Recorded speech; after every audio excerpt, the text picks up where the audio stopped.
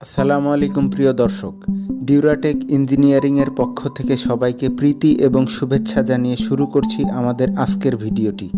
আমাদের আজকের ভিডিওটি রাবার স্ট্যাম্প সিল তৈরির এক্সপোজ মেশিন এবং এই মেশিনটি দিয়ে কিভাবে সিল তৈরি করতে হয় এই বিষয়টি নিয়ে। এটা টাইমার ছাড়া একটি মেশিন, যেটাতে ঘড়ি অথবা মোবাইল ধরে কাজ করতে হয়। এটা ছাড়া আমাদের আরও দুই ধরনের এক্সপোজ মেশিন রয়েছে, যেটার একটি D2 আর একটি D3+, তাই এটার নামকরণ করা হলো ডি স্নেক বক্স। কুরিয়ারের মাধ্যমে দেশের বিভিন্ন জেলায় আমাদের প্রোডাক্ট পাঠানো হয়। আপনি চাইলে আমাদের ইউটিউব চ্যানেলটি ভিজিট করে দেখতে পারেন আমাদের অন্যান্য প্রোডাক্ট ও আমাদের অন্যান্য কাজসমূহ। আমাদের ইউটিউব চ্যানেলটি ভিজিট করতে চাইলে ইউটিউবে গিয়ে সার্চ বারে ডিউরাটেক ইঞ্জিনিয়ারিং লিখে সার্চ করুন, তাহলেই চলে আসবে আমাদের ইউটিউব চ্যানেলটি। আমাদের চ্যানেলটি সাবস্ক্রাইব, লাইক এবং শেয়ারের মাধ্যমে আমাদেরকে আপনাদের পাশে রাখুন। আমরা আর কথা না বাড়িয়ে ভিডিওর মূল বিষয়ে চলে যাই। প্রথমে কম্পিউটারের মাধ্যমে অ্যাডোবি ইলাস্ট্রেটর 10 অথবা আপনার সুবিধা মতো কোনো একটি সফটওয়্যারের মাধ্যমে এইভাবে নেগেটিভ আকারে ডিজাইনটি করে নিতে হবে। তারপর লেজার প্রিন্টারের মাধ্যমে ট্রেসিং পেপারে ডিজাইনটি প্রিন্ট দিয়ে নিতে হবে।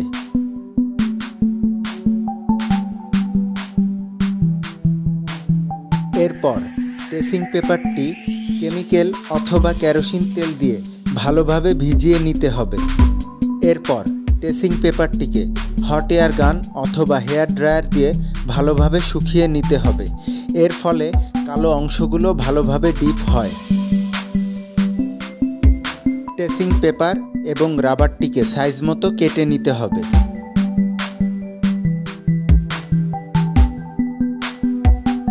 এখন আমরা মূল এক্সপোজটি দিব।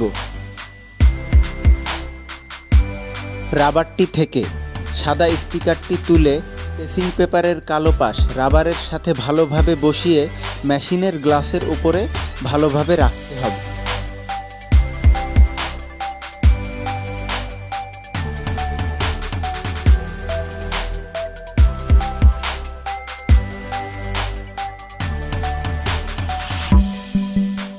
এরপর রাবারটির ওপরে একটি 10 মিলি গ্লাস সমানভাবে বসিয়ে মেশিনের ঢাকনাটি ঢেকে দিতে হবে।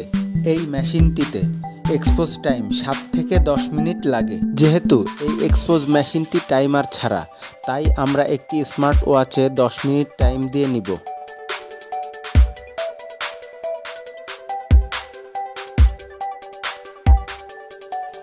ভিডিওটি বড় না করার স্বার্থে আমরা এক্সপোজ দেয়া 10 মিনিটকে স্কিপ করলাম। আমাদের 10 মিনিট এক্সপোজ দেয়া শেষ হলো। এবার রাবারটিকে মেশিন থেকে তুলে একটি বোথ সাইড আঠাওয়ালা টেপ দিয়ে একটি পাত্রের সাথে ভালোভাবে লাগিয়ে নেব।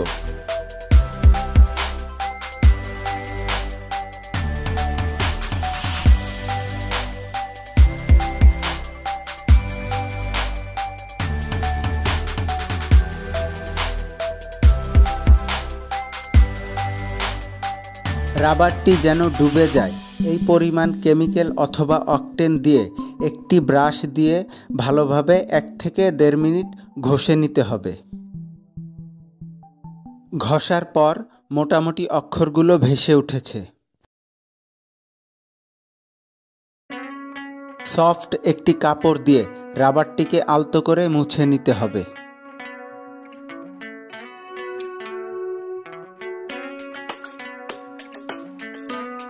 রাবারটিকে হট এয়ার গান অথবা হেয়ার ড্রায়ার দিয়ে সহনশীল তাপমাত্রায় শুকিয়ে নিতে হবে। রাবারটিকে হ্যান্ডেলের সাইজ মতো কেটে একটি বোথ সাইড আঠাওয়ালা টেপ দিয়ে হ্যান্ডেলের সাথে ভালোভাবে রাবারটিকে লাগিয়ে নিতে হবে। এরপর রাবারটিকে একটি গ্লাসের সাথে চেপে মোটামুটি সমান করে নেব। অবশেষে তৈরি হয়ে গেল আমাদের সিলটি। সিল বানানোর ক্ষেত্রে আমরা অতটা প্রফেশনাল নই যতটা প্রফেশনাল আমরা মেশিন বানানোর ক্ষেত্রে। শুধুমাত্র আপনাদেরকে দেখানোর স্বার্থেই আমাদের এই ক্ষুদ্র প্রয়াস। তাই আশা রাখবো আমাদের ভুল ত্রুটিকে ক্ষমা সুন্দর দৃষ্টিতে দেখবেন। আমরা চলে এসেছি আমাদের ভিডিওর শেষ প্রান্তে। সবাই ভালো থাকবেন, সুস্থ থাকবেন এই কামনা করে শেষ করছি আমাদের আজকের ভিডিওটি।